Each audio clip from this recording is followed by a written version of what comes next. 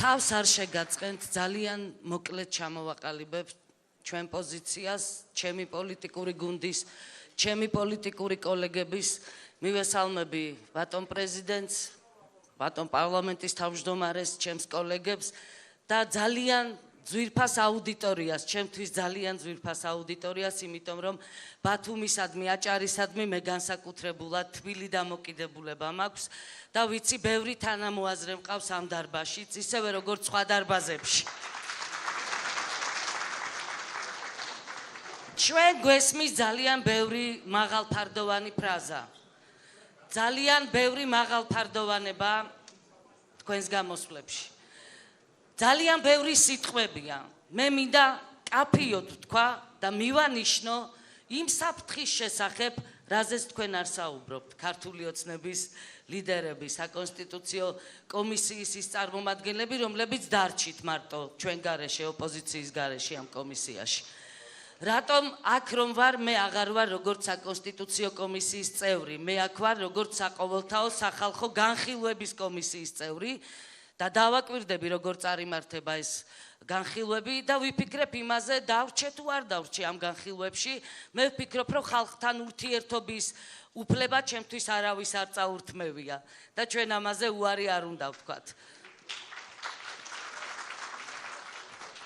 ეხლა იმაზე ვილაპარაკებ, თქვენ რას გვართმევთ ჩვენ ოპოზიციას, ქართული ოცნება, იმ მოდელით, რასაც გვთავაზობთ, ძალიან ისე მოხერხებულად რო იტყვიან და ძალიან ისე ელასტიურად და ძალიან კორექტულად საუბრობთ ამ გადასანაწილებელ ხმებზე, თითქოს არაფერი არ ხდება. აი რას გვეუბნევიან ეხლა მარტივად რომ ვთქვათ.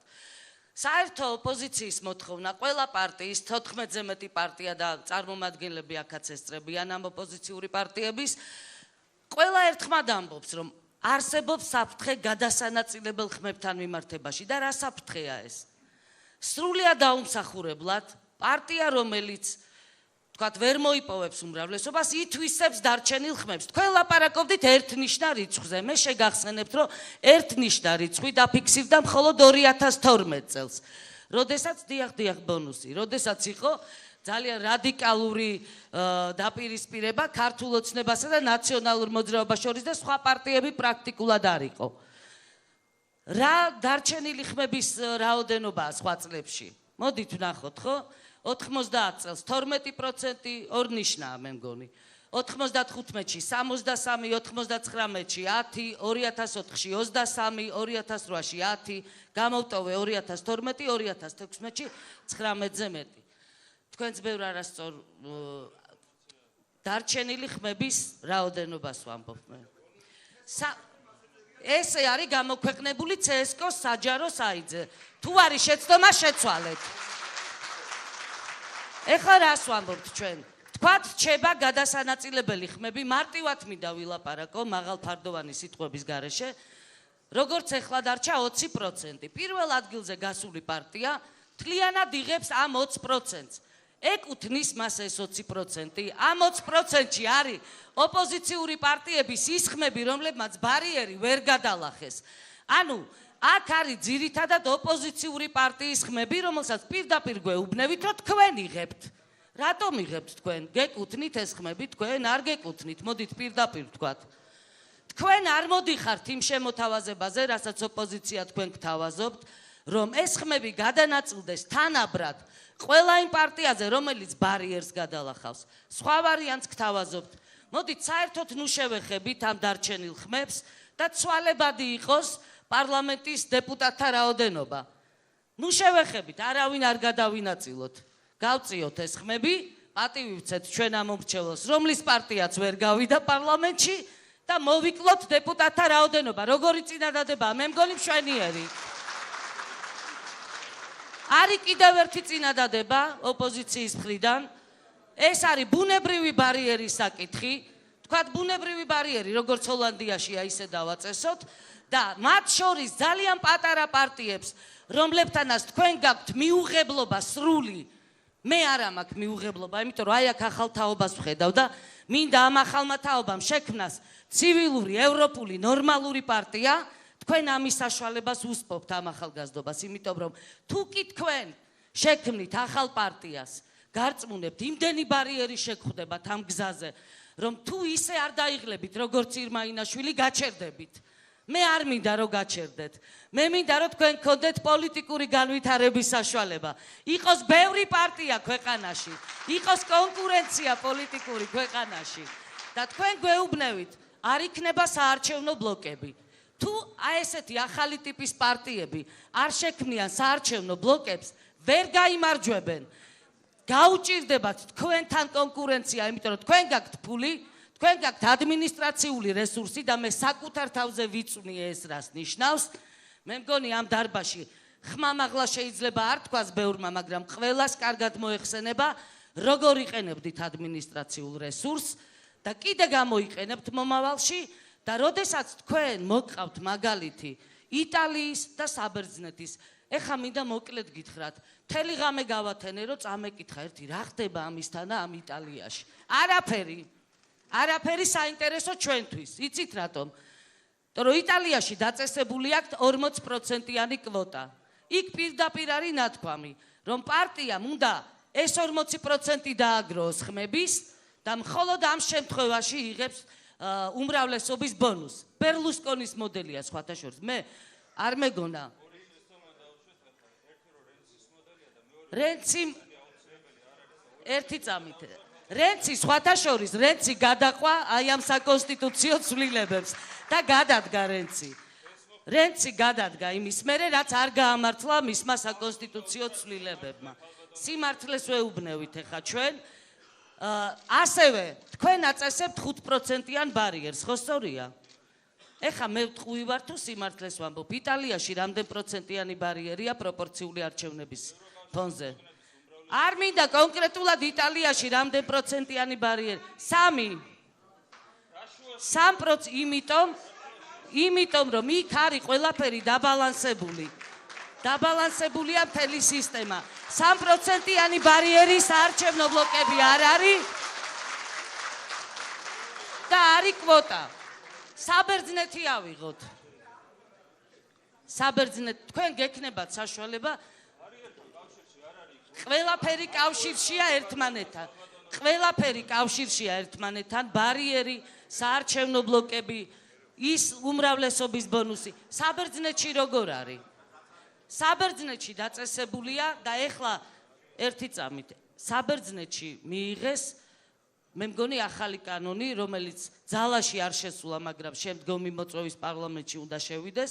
იქაც განსაზღვრულია კვოტა 50 დეპუტატი, რომელიც უნდა მიიღოს ბონუსის სახით უმრავლესობამ. ხო სწორია, მაგრამ იტალიაშიც და საბერძნეთშიც და გნებავთ ვიკამათოთ ამაზე, საჯაროდ მე პრობლემა არ მაქვს. მთელი ოპოზიციური სპექტრი უპირისპირდება ამ უმრავლესობის ბონუსს.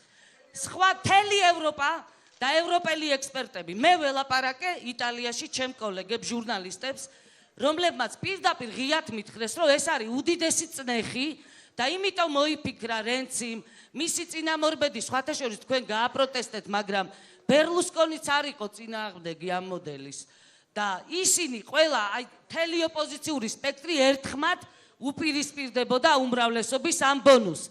საფრანგეთშიც იგივე ხდება და დღეს თქვენ გვეუბნევით, რომ იტალიის და საფრანგეთის გამოცდილება თვითონ იტალიელებს და ბერძნებს რომ უნდა შეცვალონ, მოდით მივიღოთ, კარგია, არ არის კარგი, ეს არის ძალიან ცუდი. და ცუდი რატო არის გეტყვით? ცუდი არის იმიტომ, რომ თქვენ ჩვენ გვიკარგავთ ხელისუფლებაში მშვიდობიანი გზით მოსვლის პერსპექტივას. თქვენ გვეუბნევით, ჩვენ რომ რჩება ერთადერთი გზა, ეს არის რევოლუციური გზა, სხვანაირად ხელისუფლებას ვერ შეცვლი ქვეყანაში. ჩვენ გვინდა რომ ქვეყანაში ხელისუფლებები იცვლებოდეს მშვიდობიანი გზით, დემოკრატიული გზით, თანასწორი გზით, არჩევნები იყოს თავისუფალი, სამართლიანი. მე არ მეპარება ეჭვი იმაში, რომ იგივე სულისკვეთება გაქვთ თქვენც, მაგრამ სოფხედველობა ჩვენი არის აცდენილი. ჩვენ სამყაროს და ამ შემთხვევაში საარჩევნო სისტემას სხვადასხვაგვარად ვხედავთ. თქვენ რო დღეს იყოთ ოპოზიციაში, აი რომელიმე თქვენგანი გარწმუნებთ, უფრო მკვეთრი იქნებოდა თქვენი განცხადებები ამ სცენიდან, ვიდრე ჩემია დღეს. იმიტომ რომ მე ვხედავ ამ საფრთხეს, თქვენ ამბობთ, არაუშავს დაუშვათ უსამართლობა ვთქვათ. წაიღოს სახელისუფლებო პარტიამ თუ პირველ ადგილზე გასულმა პარტიამ დარჩენილი ხმები. ამას გვეუბნებით თქვენ დღეს და ამართლებთ ამას იმით, რომ სტაბილურობა იყოს შენარჩუნებული. თუ სამართლიანობა ირღვევა, არანაირ სტაბილურობას აზრი აღარ აქვს. თუ თქვენ ჩაგრავთ ვინმეს, სამართლიანობას აზრი აღარ აქვს. პოლიტიკურ პარტიებს, მაგალითად, ჩემი სახით პოლიტიკურ ოპოზიციას, რომელსაც ძალიან ბევრი პრობლემები შეექმნება, გადასანაწილებელი ხმების ეს ცვლილება თუ შევიდა, კი ბატონო, რენცის ცვლილება თუ შევიდა ძალაში. ამიტომ მე ძვირფას საზოგადოებას მოუწოდებ სიფრთხილისკენ, სიფხიზლისკენ, სიბრძნისკენ და გონიერებისკენ. ჩვენ და ქართული ოცნება მტრები არა ვართ, ნამდვილად არა ვართ. ჩემსა და ამ ბატონებს შორის რა დამოკიდებულებაც არის, კარგად იცით, იმიტომ რომ ეს ის ხალხია, ვინც დაღეჭა კონსტიტუცია, ჩაიდო ჯიბეში და დღეს გველაპარაკებიან რაღაცა მაღალ იდეალებზე. მაგრამ მე არ გადამირჩენია ეს ხალხი, მე დავამარცხე და ქართულმა ოცნებამ გადაარჩინა და იმიტომ სხედან სცენაზე დღეს. თორე სხვაგან იჯდებოდნენ, მე რო ხელისუფლება ვიყო. იმიტომ რომ ეს ის ხალხია, რომელიც აყალბებდა არჩევნებს, კონსტიტუცია მოარგეს სააკაშვილს, არაფერი არ შეცვალეს ერის და ქვეყნის საკეთილ დღეოდ და ბოლოს. როცა თქვენ ამბობთ, რომ კონსტიტუციის ერთ-ერთ თავში, ბოლო თავში, მე მგონი თუ არ ვცდები 79-ია, თქვენ შეიტანეთ ჩვენი მისწრაფებების შესახებ დაფიქსირებული სულისკვეთება, რომ ჩვენ ვილტვით ევროატლანტიკური სივრცისკენ. რა თქმა უნდა, აბა სხვა სივრცე არის, საითაც შეუძლია ჩვენ ქვეყანას ილტოდეს? ჩვენი სწრაფვა არის ევროპისკენ და ამას არავინ არ უარყოფს, მე მგონი, მაგრამ ჩვენი სახელმწიფოს ინტერესებიდან გამომდინარე უნდა ვფიქრობდეთ და მე ამ კონსტიტუციაში ვერ წავიკითხე, რომ კონსტიტუციურ ორგანოებს თქვენ ეს ამ კონსტიტუციით ავალებთ აღადგინოს ქვეყნის ტერიტორიული მთლიანობა და დაიცვას ქვეყნის ტერიტორიები. აი ეს უნდა შევიდეს პრეამბულაშიც და ეს მოწოდება, ეს სულისკვეთება უნდა იყოს დაფიქსირებული იმ 79-ია თუ რომელიღაცა თავი და ნებისმიერი ექსპერტი, რომელსაც გაესაუბრები, მე როგორც ჟურნალისტი და არა როგორც პოლიტიკოსი, იმიტომ რომ არ მაქვს პრეტენზია პოლიტიკოსობაზე, საბედნიეროდ. ჟურნალისტი ვარ, რომელიც ცოტა ხნით ვარ პოლიტიკაში. ყველა ამბობს, რომ ასეთი მისწრაფების დაფიქსირება კონსტიტუციაში რბილად რომ ვთქვათ არის არაკომპეტენტურობის გამოხატულება. იმიტომ რომ ხვალ რო ევროკავშირის რეორგანიზაცია მოხდეს ან ნატოსი ამ კონსტიტუციას კიდევ ცვლით თუ საით მიდის ჩვენი მისწრაფებები მაშინ. ამიტომ ვიცი რომ გარდამავალი დებულებაა და მიბმულია კონსტიტუციასთან ეხლა აბა რასთან არის დაკავშირებული. ამიტომ მე მინდა ყველას ვთხოვო ძალიან დიდი სიფხიზლე გვჭირდება ჩვენ. თუ მოხდა ისე რომ გამოიჩინა სიჯიუტე ქართულმა ოცნებამ და უფრო რბილი უნდა იყოთ ურთიერთობებში ოპოზიციასთანაც და საზოგადოებასთანაც. თქვენ ჩემგან განსხვავებით ოპოზიციაში არ ყოფილხართ. ის წნეხი არ გაგიuliათ, რაც ამ ბატონების რეჟიმმა თავის დროზე ჩვენ გაგვატარა, ცემატყეპა და 1000 უბედურება. ამიტომ უფრო რბილად ხედავთ შეიძლება ცხოვრებას და ხისტი ხართ თქვენ სიმართლეში. თქვენ ამბობთ, რომ მარტო ჩვენა ვართ მართლები. იფიქრეთ იმაზე, რომ ოპოზიციაც მართალია, ის 85 არასამთავრობო ორგანიზაციაც მართალია რაღაცაში, რომელიც შენიშვნას გაძლევთ. პრეზიდენტიც იქნებ მართალია რაღაცაში, როცა გამოდის და ამბობს, რომ საფრთხე არის ამ კონკრეტულ ცვლილებებში. პრეზიდენტია ბოლოს და ბოლოს ხალხმა აირჩია, ხო? თქვენი წარდგენილი პრეზიდენტი, თქვენი ქართული ოცნების. ამიტომ დიდ მადლობას მოგახსენებთ კიდევ ერთხელ ყველას. იმედია ჩვენ ყველა ერთად, თქვენ მოვახერხებთ ნორმალური ქვეყნის აშენებას და იმედია ამ ქვეყანაში ოპოზიციას არ დაჭირდება რევოლუციები იმისათვის, რომ ხელისუფლებაში მოვიდეს. რევოლუცია არავის არ უნდა. ჩვენ გვინდა პროგრესი და განვითარება.